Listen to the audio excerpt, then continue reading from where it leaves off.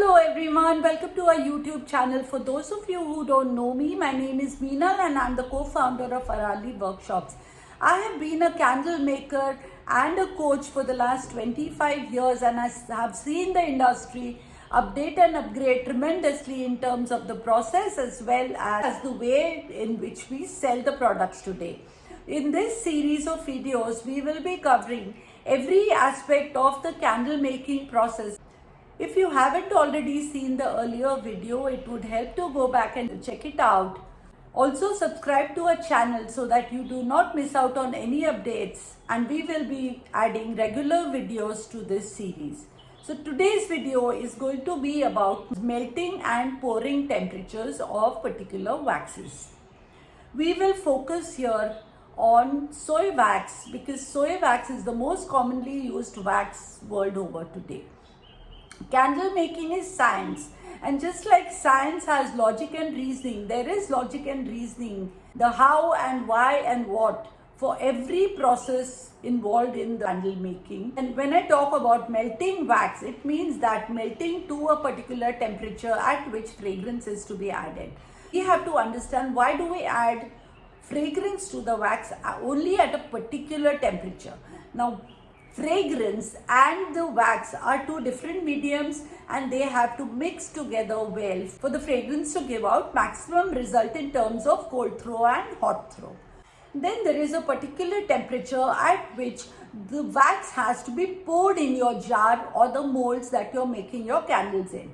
Now these have to be followed strictly because this is what is going to give you perfect candles.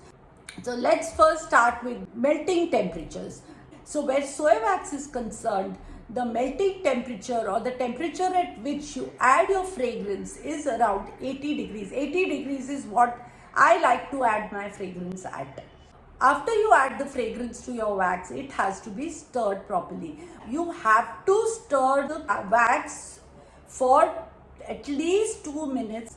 This is what gives out the maximum efficacy of the fragrance, and it also gives you a long-lasting, fragrantly burning candle. I do not recommend melting in the microwave. I have always told in my workshops as well not to melt in the microwave because we cannot have control over the melting. In India, we always talk in terms of Celsius. So I have a lot of students asking me whether it is Celsius or Fahrenheit. We only talk in terms of degrees Celsius. So keep on stirring till your temperature reaches about 55 degrees Celsius. I'm saying 55, some people might say 60, some might say 50, some might say 62.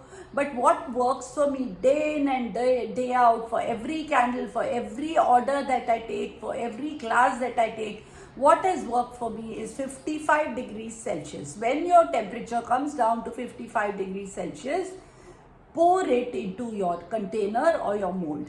Your container or your mold always has to be warmed with a heat gun.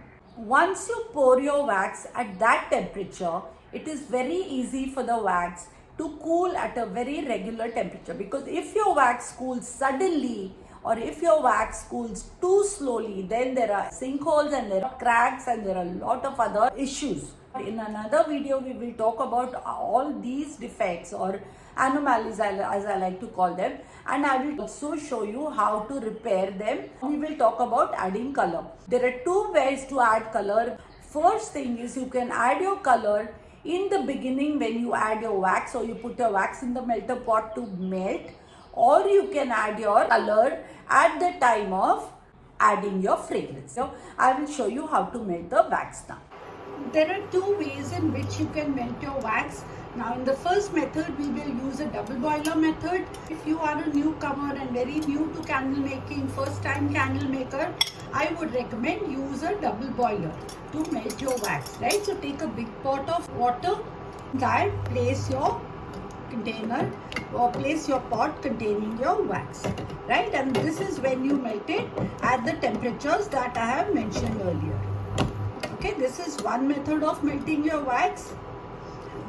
In this method of melting your wax, that is in the double boiler method, you have more control over the temperature because the temperature will not rise as fast as it would on a normal heat source or a normal induction, straight on the induction. right? Then the second method is that you can melt it directly on the induction.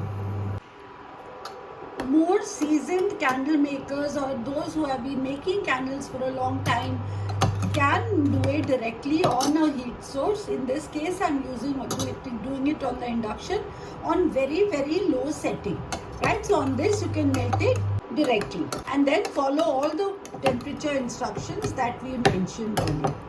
Okay, these are the two methods of melting your wax, right? You can do it on your gas stove as well, however on very low flame, but never in a microwave oven. If you have any further questions about melting and pouring temperatures, feel free to write in the comment box and I'll be more than happy to respond to you. I will also mention the melting and pouring temperatures of other waxes in the description box. Make sure to take a look at that. I'm also sharing the link to our website in the description box. You can take a look at our website if you would like to learn more about candle making. Make sure to subscribe to our channel for further videos. I hope this was helpful. Thank you very much. See you very soon.